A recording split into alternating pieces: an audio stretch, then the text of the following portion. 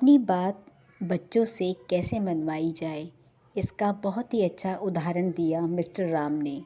एक दिन mister Ram office से शाम को अपने घर लौटे तो देखा कि उनका सबसे छोटा बेटा ड्राइंग रूम के फर्श पर बैठा बैठा रो रहा है और ज़ोर ज़ोर से पैर चला रहा है, चीख मार रहा है, क्योंकि उसकी मम्मा ने उसे ये कहा था कि तुम्हें कल किंडरगार्टन जाना है और कल से स्कूल जाना तुम्हें शुरू करना होगा। वह उसके लिए बिल्कुल भी तैयार नहीं था। उसको अपनी मम्मी के साथ शाम को पार्क में खेलना और दिन भर मम्मी के साथ रहना बहुत ही अच्छा लगता था। स्कूल में ये सब करने को थोड़ा मिलेगा।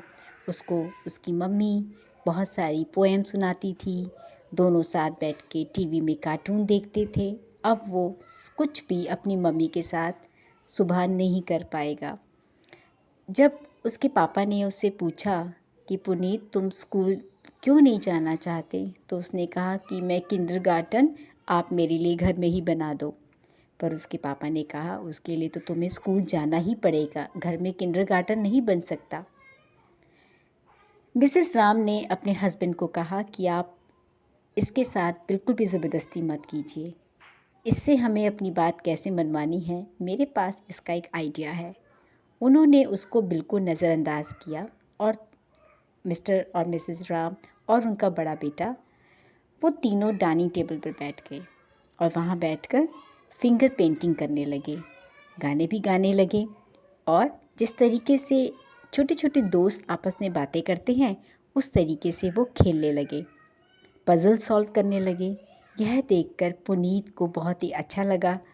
वो चुपके चुपके से आया और बोला, मम्मी मुझे भी फिंगर पेंटिंग करनी है। तो उसके भाई ने कहा उसके लिए तुम्हें किंडरगार्टन जाना होगा, वहाँ पे बहुत अच्छी सिखाते हैं, मैं भी वहीं से सीखा हूँ, मम्मी पापा भी वहीं से सीखे हैं। उसने कहा चलो ठीक है, मैं फिंगर पेंटिंग नहीं सीखना चाहता, मैं एक गाना सुनाऊँ। तो पापा ने कहा गाना नहीं, तुम्हारी उम्र तो पोएम गाने की है, तुम स्कूल जाओ, तुम्हारी टीचर तुम्हें अच्छी अच्छी पोएम सिखाएगी। उसने कहा नहीं नहीं, मुझे पोएम नहीं सीखनी, मुझे मम्मी से ही सीखती है, मुझे सारी पोएम मम्मी से ही सिखाएगी, मुझे मम्मी अच्छी लगती है, मुझे टीचर के पास नहीं सीखना कुछ। पुनीत की यह सब ज़िद देखकर मिसेस और मिस्टर राम ने उसके साथ कोई बहस नहीं की और सब खाना खा के अपने अपने रूम में चले गए। तब थोड़ी देर के बाद पुनीत ने कहा, मम्मी क्या पोएम अगर मैं गाना सीख जाऊंगा और फिंगर पेंटिंग करना सीख जाऊंगा तो मुझे अपने साथ खिलाओगे?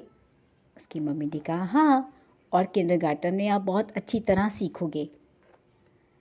यह बात पुनीत के दिमाग में बैठ गई और वो फ़ौरन किंडरगार्टन जाने के लिए तैयार हो गया। सुबह उठा और उसने मम्मी को कहा कि मुझे आप स्कूल छोड़ कर आओ। मिस्टर और मिसेस राम उसे किंडरगार्टन में छोड़ के आए और वो बहुत ही खुश था। आजकल के समय में किंडरगार्टन बच्चों के शारीरिक और मानसिक विकास के लिए बहुत ज़रूरी है। एक समय में सब लोग जॉइंट फैमिली में रहते थे, वहाँ पे किंडरगार्टन घर में ही बन जाता था, कोई कुछ सिखा रहा है तो कोई कुछ।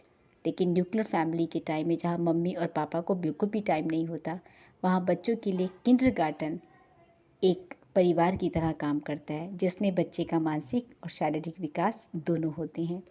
आज की ज़रूरत है किंडरगार्टन, तो अपने बच्चे को ज़रूर भेजिए। आप कहानी को लाइक कीजिए, आपको पसंद आ रहा है, और कमेंट्स ज़रूर कीजिए किंडरगार्टन के बारे में आप क्या सोचते हैं, आपकी क्या राय है। और सब्सक्राइब ज़रूर कीजिए अगर आप पहली बार चैनल पे आए हैं। इससे भी ज़रूरी अपना ख्याल रखना ना भूलें।